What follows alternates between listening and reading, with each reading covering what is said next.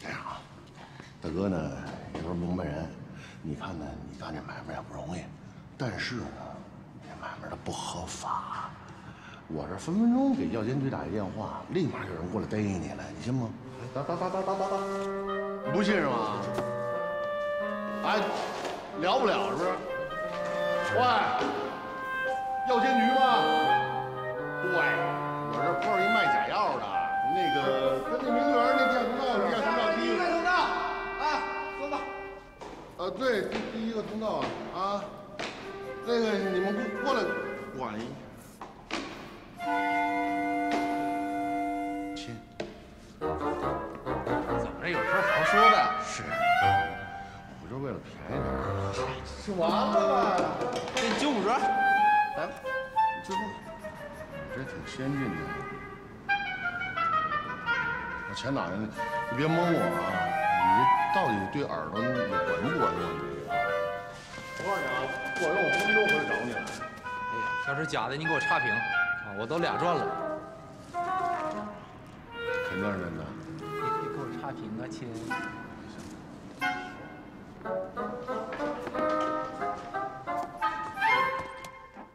大姐，大姐夫。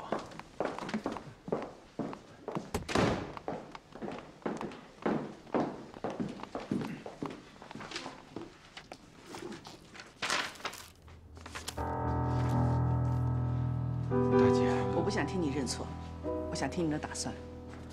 花多少钱都值。方向呢？在楼上。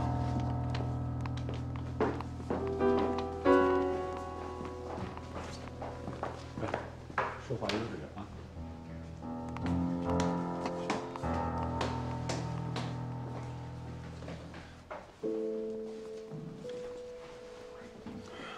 跟我们说说，到底怎么回事？这酒还能喝吗？昨晚打开的。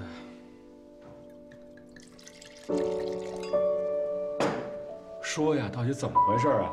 路德维希反贝多芬。什么？你也听不见了？都什么时候了，你还开玩笑？没有开玩笑，我现在都已经条件反射，我都害怕了。哎，贝多芬，5岁的时候患中耳炎，8岁登台表演，26岁听力下降，56岁的时候彻底聋了。他老人家就是在一辈子基本上听不清楚的情况下，成为了一代伟大的音乐家。现在他就是方向的偶像。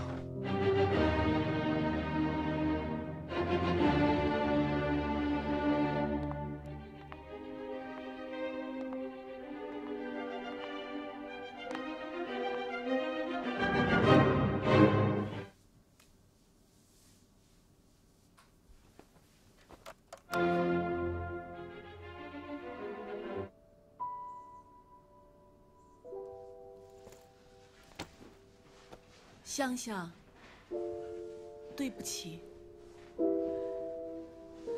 向向，你听见吗？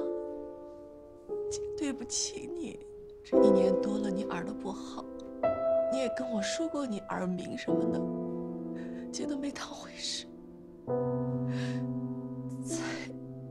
才造成今天的后果。原谅姐好吗？听得见吗，向向？行了行了行了，你看看你，一个大老爷们干嘛呢？哭成这个样子。你说你眼泪太不值钱了，你不理解我，我伤心。有事情解决事情，你伤心也得解决呀。我恨不能我现在瞎了，我聋了，我什么也听不见看不见，我什么都不知道，我不知道小飞象有这么痛苦。我现在觉得我就是一千古罪人，你们赶紧把我千刀万剐的，怎么都行，快点吧！你这都叫什么态度啊？太消极啊！越是碰到这种事情，越应该积极面对。怎么积极？怎么积极啊？他治不好了呀！这要能治好，我卖房子卖地，我卖肝我卖肾，我都给他治。我知道，别说了，赶紧生个孩子。啊？赶紧生个孩子。不能生孩子呀？怎么不能生孩子啊？我跟你大姐都是这方面的专家，有什么问题我们帮你们啊！您2位专家还生不出来，怎么帮我？说什么呢？这2码事好吗？年龄大了，跟你们不一样。哎呦，大姐夫，我比你也不小啊。那人家至少方向年轻吧？这就是问题呀！你忘了我们俩为什么吵架？我知道，不就是冷冻卵子吗？那就证明他也想要个孩子。可是他想给那卵子找一新爹呀！医生说是有治愈的希望的，你相信姐，姐是医生，我会和老秦一块儿找全国最好的耳鼻喉科专家，好吗？向向。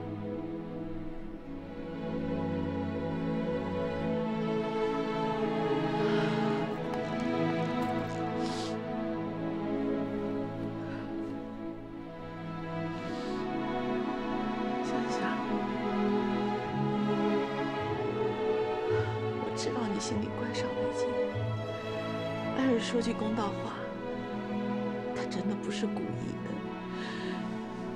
你说你们2个人在一起这么多年，他打过你吗？不就是这一次吗？谁能想到就那么寸呢？谁都有犯错误的时候。你说你要是跟他分开了，你还能再找到像他那么疼你、宠着你、什么都由着你的人吗？咱们这个家，现在我离了，冯乐跟圆圆因为贷款的事情又打得不可开交，你这又把工作给辞了，又跟上北京这个样子，你说爸要是知道了，他怎么活？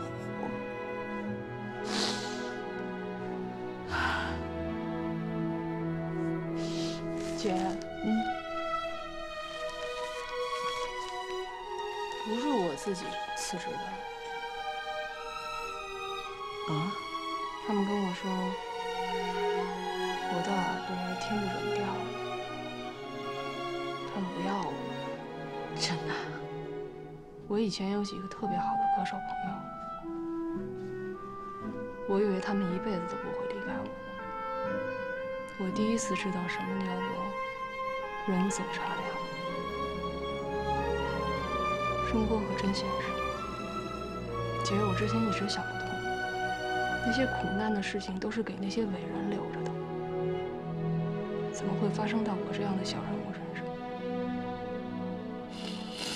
可是姐，贝多芬他5岁的时候，耳朵就不好使了。可是他还能写出那么多伟大的音乐，我觉得这一定是上天给我某种启示。不是说上帝为你关上一扇窗的同时，他还会为你打开一扇门吗？是，我就在找自己的门呢。想想，姐从小就觉得你有才华。你记不记得，那时候妈不让你学音乐，你哭着闹着都要学，还得了那么多奖。你一定行的，你千万不要放弃，真的，我相信你。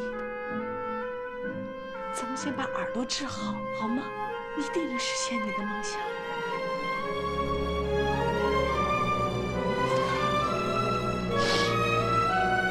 姐，我一直以为你是来劝我放弃的。 我以为你让我踏踏实实的过日子，姐相信你，你一定能行。但是你要听姐的，这半年先别听音乐，咱们把耳朵治好，好吗？你跟北京谈的怎么样？谈清楚了，让他赶紧生个孩子。你瞎说什么呀？ 向向现在怎么能生孩子呢？万一将来向向这耳朵都聋了，那上北京愿意跟你生活在一起啊？赶紧生个孩子牵着他呀！上北京这一巴掌已经把向向的心里打出阴影了。向向想不想跟上北京过还难说呢。这事都过去了，就别再提好了，就别再提生孩子的事情了。现在首要的任务是帮向向把耳朵治好。哪跟哪呀？你也给你卡的事儿，你为什么不跟我说一声呢？不是我跟他要的，是他硬塞给我的呀。 但是这钱又不用你还，不用我还谁还？谁还呢？我姐说了。你别说了，你姐说什么我知道。你是她弟弟，她什么事儿都向着你说话，你们是一家人。你这一年没工作，那是因为你正在经历人生的低谷。你这一年对着一个屏幕天天在这较劲，是因为你在疗伤。我贾圆圆不管做多少，那都是我应该的。 还有你那小院的事儿，你怎么跟你姐说的呀？怎么变成爸要卖小院是我指使的了？方乐，我是那人吗？我问你，我自从跟你结婚起，我惦记过你们方家什么吗？没有。你姐认为有。我掏心掏肺的做多少，她都认为我在那儿演呢。我今天算是明白了，我永远是外人。 你是跟我过日子，又不是跟我姐过日子，她不是不了解情况吗？她不了解情况，你就不能跟她解释一下吗？我解释有什么用啊？反正在你们家人眼里，错都是我的，对都是你的，就是你做错了，也得算在我头上。你管人家怎么看呢？我自己心里清楚，不就完了吗？不是你清楚什么呀，方乐？ 你清楚我录节目要花多少时间吗？你清楚我录之前我要背多少稿子吗？你清楚就这么大冷天，我站在外面穿一短裙，我录外拍的时候我有多冷吗？你清楚我每天只能吃黄瓜西红柿当主食吗？那是为了减肥。我为了减肥，我为什么呀？我不就为了自己上镜能漂亮吗？为了不让新人把我挤下去吗？那天有一中介带着买主来看房子了，你知道那人是谁吗？是以前我们单位我最看不上的。 最没本事、最会拍马屁的那个富波，要全款把这房子给买下来。我觉得真的挺不如人家的，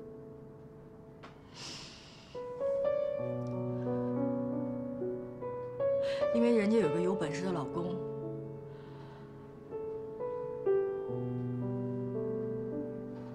但凡你争点气，我也不会受这委屈。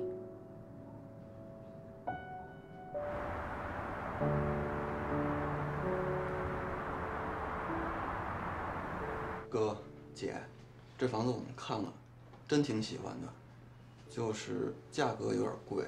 您看价格上能不能稍微给让点儿？我无所谓啊，反正我们家我说的也不算。姐，听说您这房子还不够5年，还牵扯上税务的问题，这价格对于我们来说也不太合适，能不能再给我们便宜点啊？ 我那是学区房，地段又好，要不是急着出手，我也不会挂那么低的价。姐，这是不是学区房对我们来说意义不大？而且这房子的价钱已经让我们大出血了，而且我们短时间不会要孩子。还有弟弟，谁让你大吐血了呀？你说你们两口年轻轻的结个婚吗？不就至于吗？买那么大一套房子？哥，我们这辈子也就结这一次婚。就想一步到位嘛。不要孩子这感情哪有根基呀？你说万一哪天分了，对不对？这房子怎么分啊？是吧？姐，哥，还有件事想求您，这房子对于我们来说确实挺贵的，家里也说愿意帮我们付首付，您看能不能多宽限几天？今天我们先给您交个定金，然后再去筹这个首付，最多2个月，您看行吗？妹妹，我说要不就算了，真的，你们这2个月，2个月北京这房价得涨成什么样啊？你们呐，还是踏踏实实找套小房子，不就结个婚吗？不至于，啊。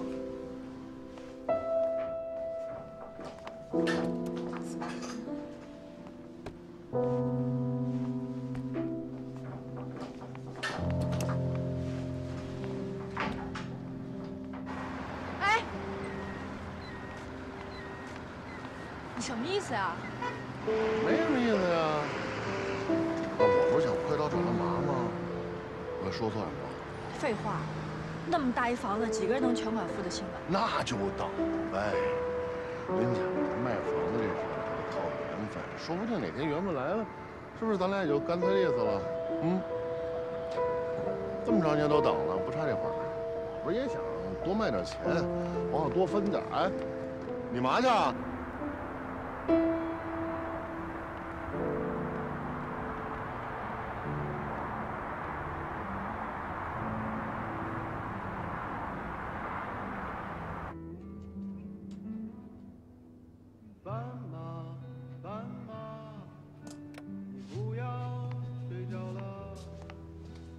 给我看看你受伤的尾巴，我不想去触碰你伤口的疤，我只想掀起你的头发。斑马，斑马，你回到了你的家，可我浪费着我寒冷的年华。你的城市没有一扇门为我打开呀，我终究还要回到路上。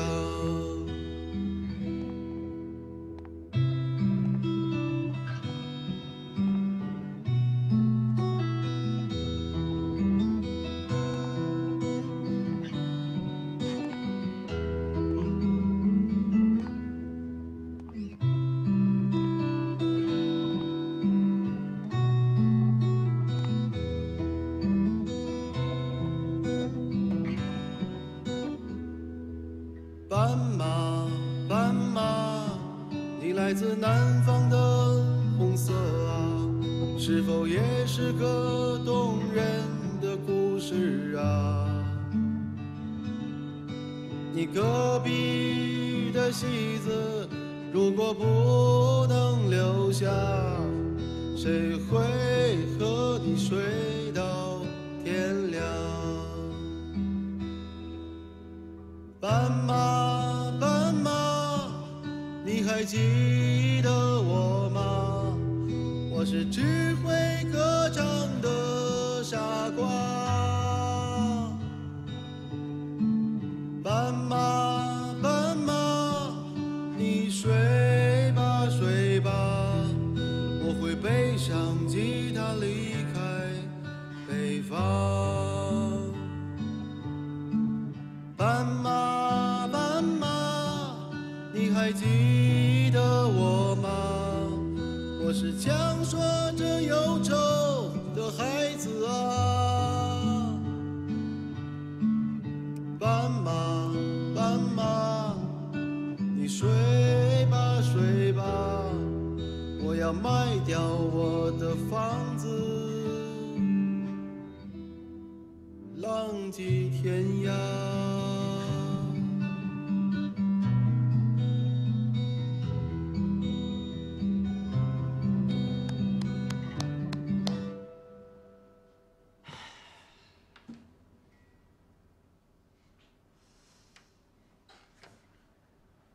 我早就知道你不是盲人了。我给你换鞋的时候，你把脚伸过来。你有手机，还用微信，还把我屏蔽了，不让我看朋友圈。所以我很好奇。我来了。我就是想知道，是什么样的原因让一个女人不愿意看见这个世界。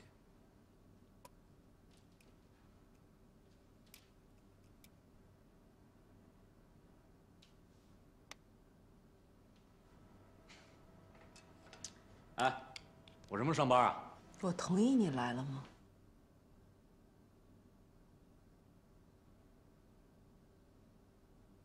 没说过吗？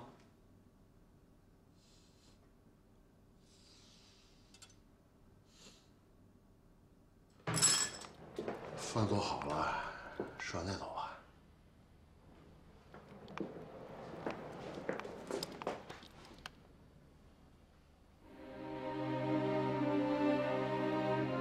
还是各自冷静一段时间吧。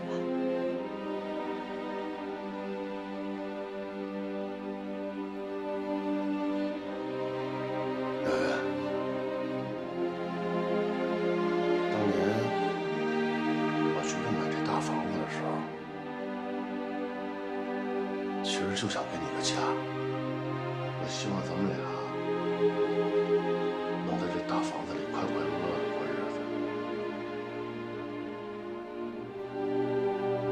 我真没想到会有今天，房子没了，家也没了，我错。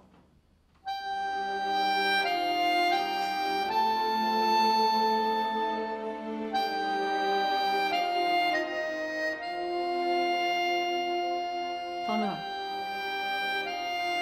我当初跟你的时候。 也不是为了大房子。我要想要大房子的话，有的是人比你有钱，他们都能给我买大房子。我想要的是一个家，房子不是家。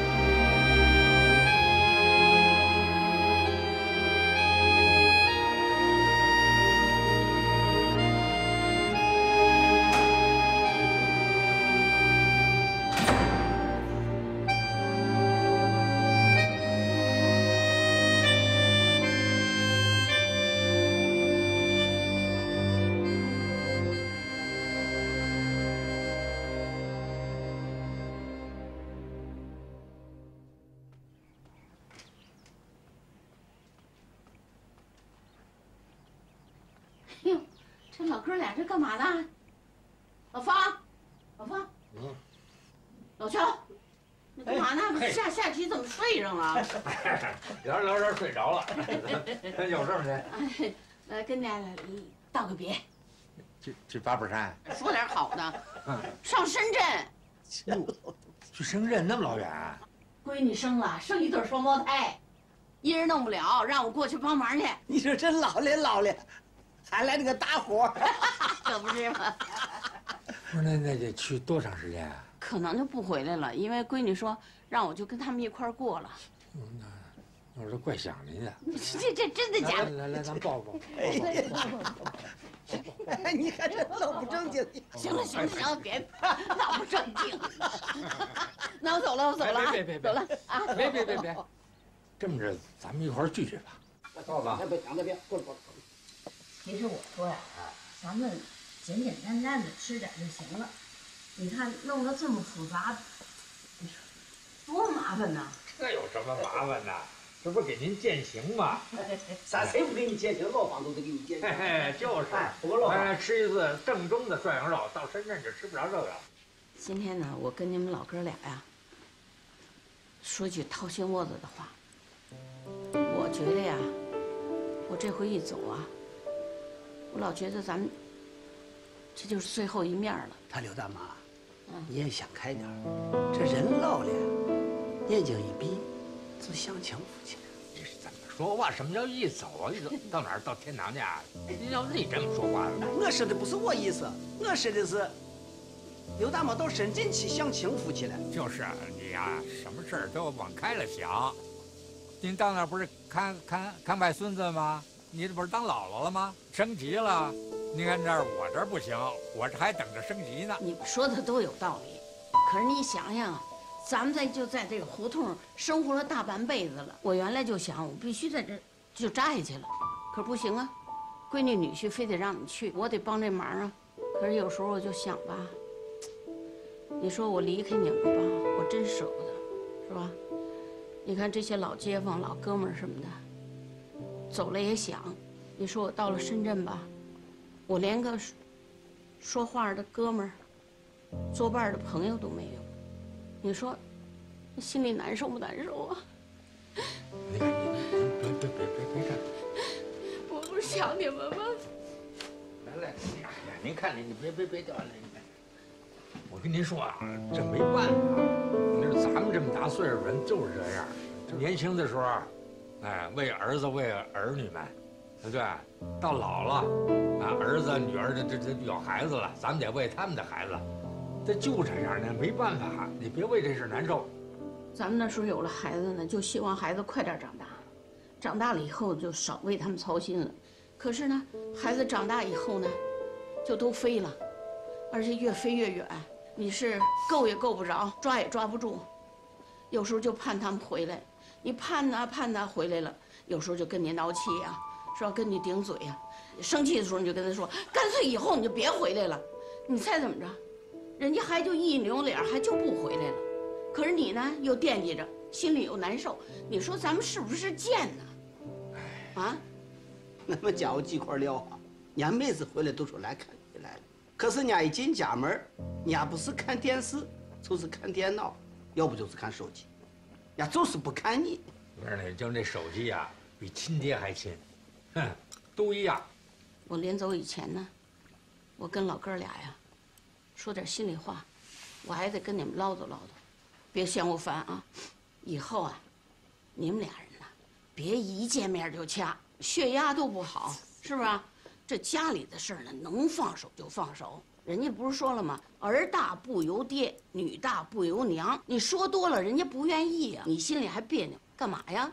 啊，我听您的。以后我跟您说，我啥事我也不管。对，哎，除了杀人放火，我别的我装看不见。该喝喝，该吃吃，有福好好享。都多大岁数了，好好过。没准儿我等2、3年以后，我那外孙子上幼儿园了，哎，我就杀回来了。我可今天跟你们俩说好了，都给我硬硬朗朗的。硬朗朗的，来，嘿，硬朗朗的，干杯，干杯，干杯！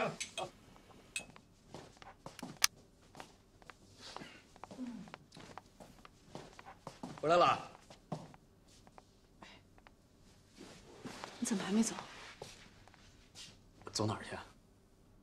你要睡这儿啊？啊，我就睡这儿啊。你家呢？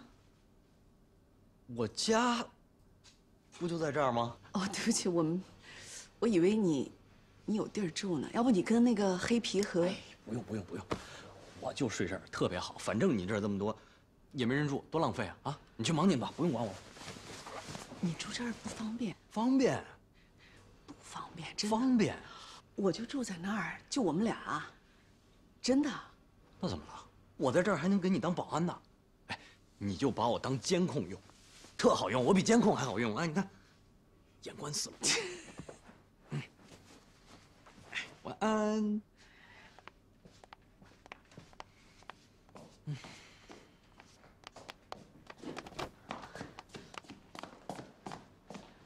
来，不能让你那么委屈。来，鞋子脱了，都不讲卫生，把我沙发都弄脏。不许乱动啊！去公共厕所啊！谢谢啊。晚安。哎呀，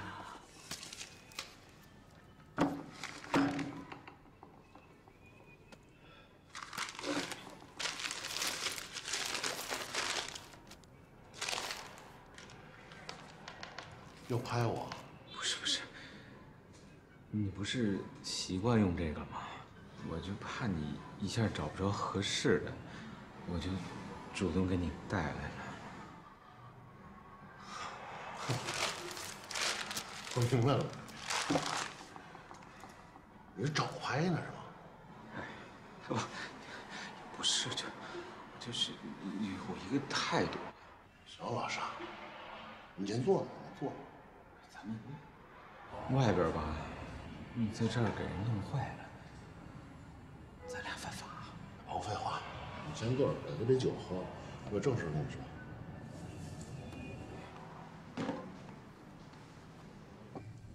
喝了，喝完这杯酒，你就千万别客气。你放心，我一会儿不客气。你说这么多年了，小飞象也经常打我、骂我、掐我，我也没跟他急过，我也不知道怎么回事，就一失手就弄成这样了，后悔死了。你不光是为小飞象，也为老方家，你弄死我吧。其实你跟老三这事儿呢，我们全家人也没真怪你，都知道，你不是故意的。不是故意的，我也原谅不了我自己，后果太严重了。你不管把我弄成什么样啊，你别管我，我就先给小飞象看病，我就倾家荡产，我要把他治好。那你是不打算离婚啊？尤其现在这个样子，我死都不会离的。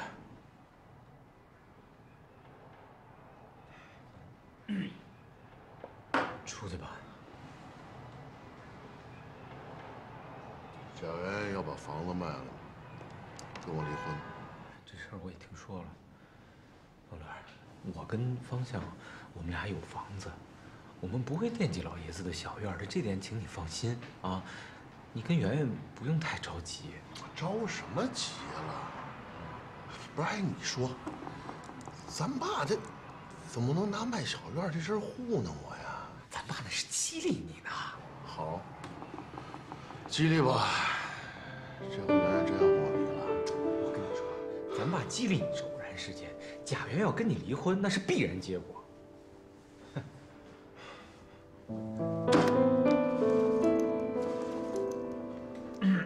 上北京，你跟袁一单位天天见面。他说外边什么情况？我也当了你几年大舅子了，有什么话你得跟我实说，我撑得住。哎呀，没有，你想哪儿去了？袁是那种人吗？这事儿啊，还得怪你。你说你这么大个人了，天天在家打游戏，什么事儿都不干，你像话吗？你这圆圆每天在台里多辛苦啊！我实话跟你说了吧，你不想离，其实我也不想离。这么着啊，三儿那儿我去替你跟他说去，我让他积极配合治疗，让他跟你好好过日子去。但是圆圆那儿，你能不能也帮我打听一下？我现在就不知道他怎么想的。他真打算跟我离呀，还是跟我赌气？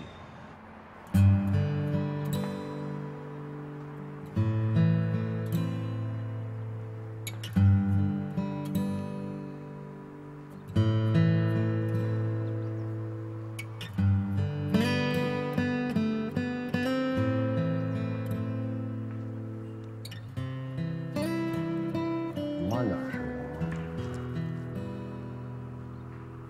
三儿，你吃你的啊，二哥今儿给你掏的心窝子。本来有些话呢，早就想跟你好好聊聊，但是这些年咱都大了，家里事儿多，一直没找着机会。小时候啊，你老觉得二哥瞧不上你，其实我真没有。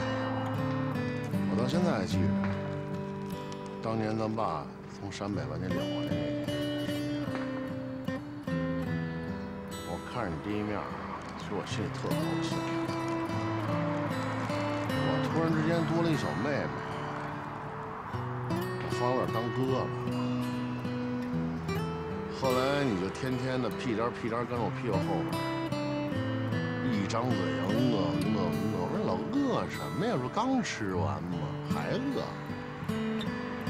我教你说普通话，你还老拧着跟我干，不学。你当年那样特招人烦，你知道吗你？这些年给你的关心不够。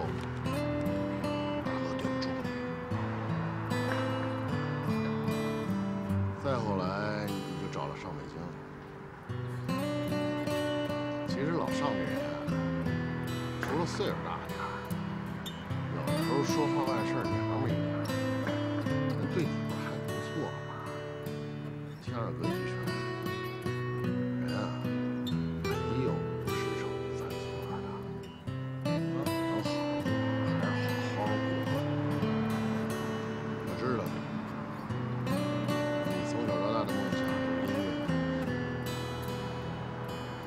现在耳朵出了这毛病，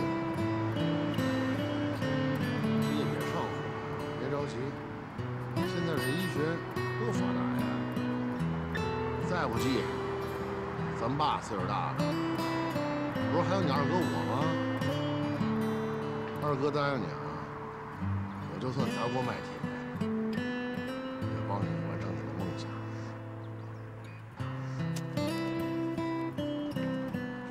实在不行了，妹，你就回去，踏踏实实跟手上过日子，将来再生个孩子。等孩子大了，我帮你培养。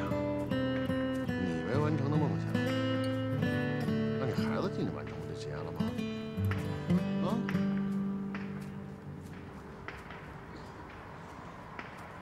方乐让你来找我的吧？哎呀！ 真不愧是著名主持人啊，看问题一针见血。我们俩的事儿你别管啊。我才不想管呢，跟我有什么关系啊？哼！哎，我就是心疼你。说自从大姐离婚了以后吧，方家就咱俩外人，被全家人指责围攻的那种感觉啊，真的是不好受。你的那种孤独无助啊。 我懂你，咱俩性质一样吗？您那是刑事犯罪，必须要立功赎罪，而我呢，我干什么了？我一个人，我做牛做马，为了那房贷起早贪黑的，还都成我的不是了。我就问你一个问题啊，就你跟方乐闹别扭，到底是因为房贷还是因为大姐？要是因为房贷，真没必要。 能用钱解决的问题，那都不是问题。要因为大姐呀，就更没必要。没听说过因为大姑子闹离婚的，那你再找一个怎么着？保不齐人也有兄弟姐妹啊。那我就非找一独生子。独生子早就被父母宠坏了，那还能要吗？您再换一个人伺候，你有瘾啊。所以，但凡你们俩呀还有感情，那就再努力。我觉得我太累了，我都没劲儿再去爱了。 我这大舅子，你这老公啊，是确实不省心，胖、懒，不求上进。不过他对你是真好，他是把你当成全世界的，这点我可以打保票。我这么做吧，既不是为了房贷，也不是为了大姐，我是为了我自己。咱们上回不是来过吗？这不没几天，怎么又来啊？ 吃个牛奶，啊，大早上什么也没吃，那我排队去了啊。啊，你坐这儿。都老夫老妻的了，还这么腻歪。哎呦，眼热了。我们家呀，都是我们那口子伺候着我。哎，得了得了，谁还不知道啊？那是你们家老头啊，老出门钱给你长脸了。老钱，啊，弄什么神呢？哎呀，我想我儿子呀。想你儿子？你儿子在国外挣的是美金，你看你穿的全是名牌，这都不重要，关键我是见不着我儿子。这我哪天要是倒不上这口气儿了，他给我赶回来收尸都来不及呀！你看你这说的什么话呀？这是，老蒋，我可能是得了癌症了。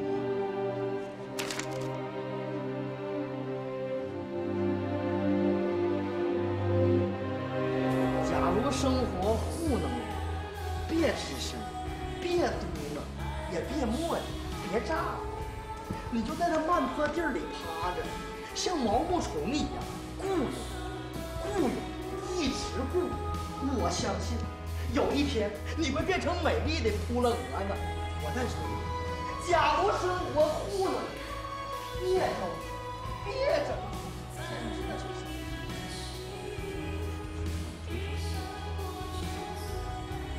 推荐一些好酒啊，红葡萄酒、白葡萄酒、whisky 什么的，不能光卖啤酒。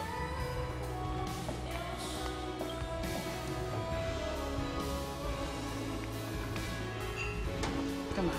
你上次找那个专家，你看完片子怎么说呀？方向饵的自愈基本上没有可能性，只有等半年以后做人工。那咱能不能再找一别的专家问问？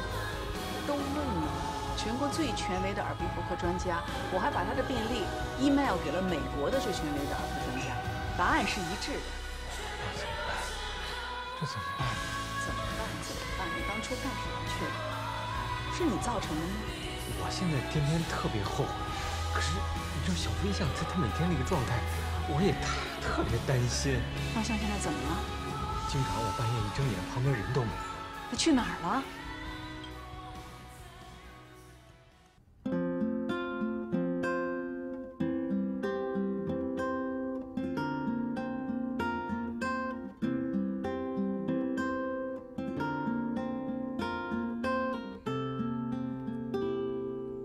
？Chérie, 宝贝，mon amoureux, je t'aime。宝贝，我对不起，把你带到这个世界。虽然这个世界有很多的美丽，可惜这个世界还有很多问题。Chérie， 我无能为力，解决问题要靠你自己。宝贝，你要懂得，世间美丽在你心里，在我心里。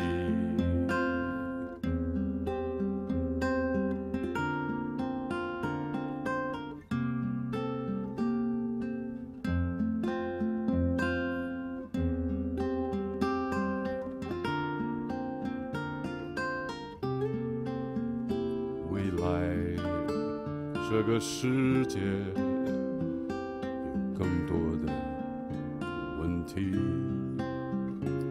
幸好我们心中仍有美丽。